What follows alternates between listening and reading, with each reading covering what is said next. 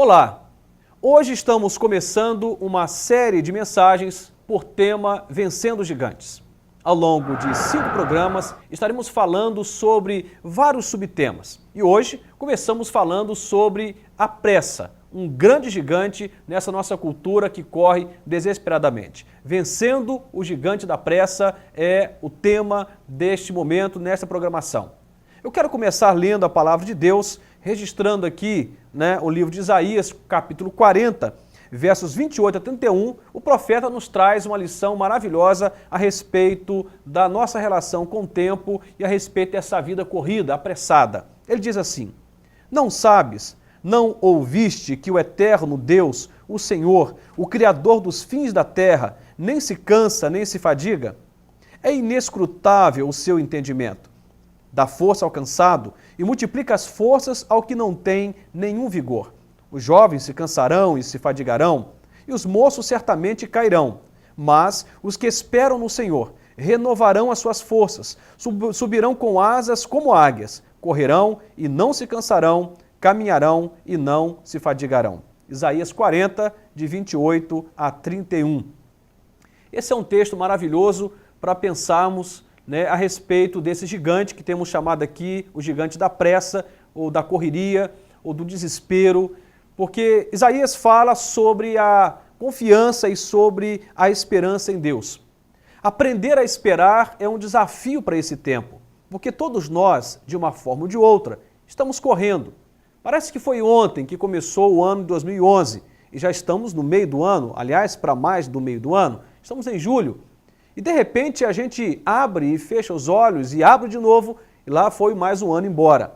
A sensação que temos é que os dias estão passando mais rapidamente, os anos estão se passando mais rapidamente e a vida está passando ligeiramente. Na verdade, não é o tempo que mudou, não são os dias que se tornaram menores, nem os anos que ficaram mais curtos. Na verdade, nós estamos correndo mais, estamos apressados, estamos desesperados. E muitas das vezes, se formos indagados o porquê de nossa pressa, nem sabemos justificar. Algumas frases como o tempo é dinheiro, aparece para uma tentativa de justificação. Mas não podemos imaginar que esta é a máxima, porque se tempo é dinheiro e esse tempo apressado gera, por exemplo, adoecimento, seria, com certeza, uma atitude meio insana em acreditar que correr a vida inteira é lucro, porque chegamos ao final da vida doentes e tudo que ganhamos mal paga o plano de saúde ou até o tratamento. Quantas pessoas estão hospitalizadas porque adoeceram do coração, adoeceram da pressão arterial, problemas de todas as ordens por conta do estresse, da correria, da fadiga. Portanto, nós precisamos aprender a nos relacionarmos melhor com a vida e com o tempo.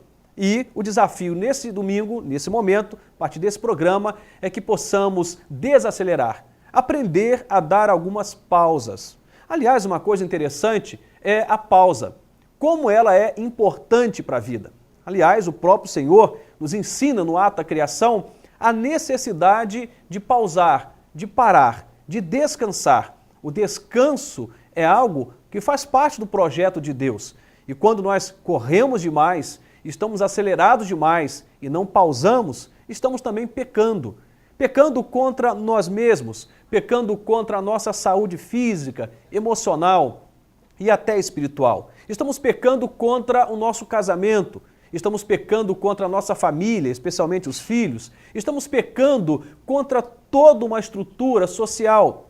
Porque se corremos demais, atropelamos as coisas mais preciosas da vida. Atropelamos o abraço que devemos ao filho ou à filha, atropelamos o momento de conversa, de diálogo com a esposa, atropelamos um tempo de relacionamento com Deus, na leitura da palavra e na oração, e vamos atropelando a vida e chamamos isto de vida. Bom, não pode ser vida aquilo que nos rouba o melhor da vida. A pressa não potencializa a vida. A pressa vai, na verdade, tirar de nós o privilégio de vivermos uma vida saudável e abundante. Bom, A cultura que nós vivemos nos impõe alguns limites, de forma em que mesmo que nós queiramos sair de algumas rotas apressadas, não podemos. Bom, mas há também uma escolha pessoal, particular. O que eu estou tentando te motivar é repensar o que diz respeito às suas escolhas e não o que está posto para você pelo trabalho, enfim, pela sociedade de uma forma geral. O texto fala que os que esperam no Senhor renovarão as suas forças, subirão com asas como águias, correrão e não se cansarão, caminharão e não se fadigarão. Quando olhamos para a nossa cultura, o que temos são pessoas cansadas, afadigadas, pessoas que estão estressadas, cansadas. Aliás, uma notícia para você pensar: o Brasil ocupa o segundo lugar em estresse a nível mundial. Nós somos o segundo país mais estressado do mundo, perdemos apenas para o Japão.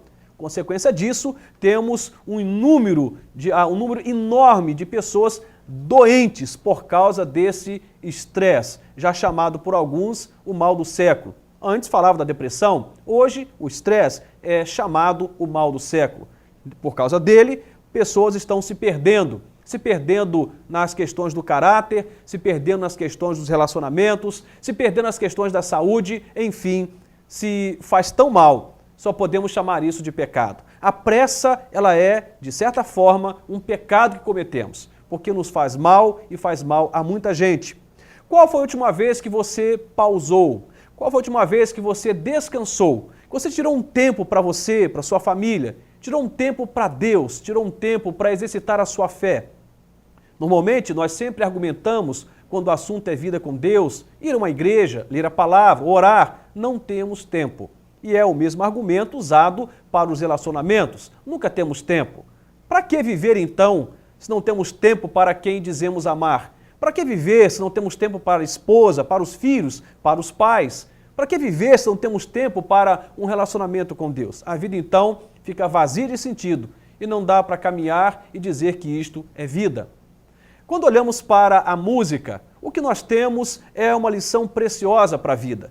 Quando olhamos para uma harmonia musical, nós vamos encontrar, certamente, o som, mas vamos encontrar o silêncio. É exatamente o silêncio que dá condição para entendermos a melodia. Se tivéssemos um som contínuo, teríamos um barulho, não uma música, não uma melodia harmoniosa. É por conta das pausas ou dos silêncios é que a música sai. Trazendo isso para a nossa vida, é quando nós aprendemos a correr menos, a pausar, a descansar e a valorizar a vida naquilo que ela tem de melhor, é que nós podemos encontrar uma razão e um sentido para viver. Notícia para você: o Japão ocupa um principal lugar no campo do suicídio. É um dos países que registra o maior número de suicídio. Consequentemente, é o país mais estressado do planeta. E nós estamos no segundo lugar do país mais estressado. Você faz parte dessa estatística. Talvez eu, em algum momento, fiz parte dessa estatística. Corremos demais, corremos muito e perdemos o rumo da vida.